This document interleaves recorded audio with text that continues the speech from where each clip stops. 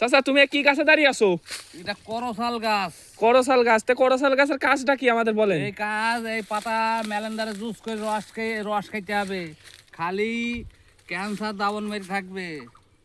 আরো অল্প হলেই সেটা আল্লাহর রহমতে সেটা গাছের পাতার হেভি শক্তি, এই গাছটা হেভি শক্তি আল্লাহর রহমতে সেরেও যেতে পারে।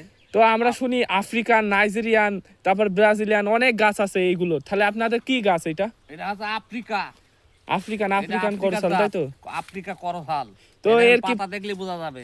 এর তো দেখছি গাছ তো বড়, তো ফল কই? ফল হয়নি কেন একটাও? ফল এবার তাতে রাস্তার কোলে তো ধরে গেছে, এইবার দাঁড়াবে। এবারে দাঁড়াবে। এই ফল আসলে তো ফলও বিক্রি করবেন, তাই তো? ফল আরো বেশি টাকা দাম হবে। তো করসালের তো মনে হয় চারাও তৈরি করেন নাকি, উৎপাদন করেন? আমরা এই করসালের ডাল কেটে কলপ করি এই গাছের। এরকম কিছু কিছু ডাল কাটা আছে দেখবেন। এইরকম ডাল কেটেছি, কেটে কলপ করেছি। এরকম কলপ করেছি সব ডাল কেটে, এই দেখেন সব ডাল কেটেছি, কেটে কলপ করেছি। এই গাছের কাজই উপকার। শুধু আপনারা দেখেন এই জায়গায় পাতাগুলো ছিঁড়েছি, মানুষের দিয়েছি উপকারের জন্য। এই দেখেন বহুত উপকার হয়। এই দেখেন, দেখেছেন সব ড্যানটা। পাতা যাদের এখন পেট বুক দম হবে, এই পাতা চিবি খাবেন, পেট ক্লিয়ার।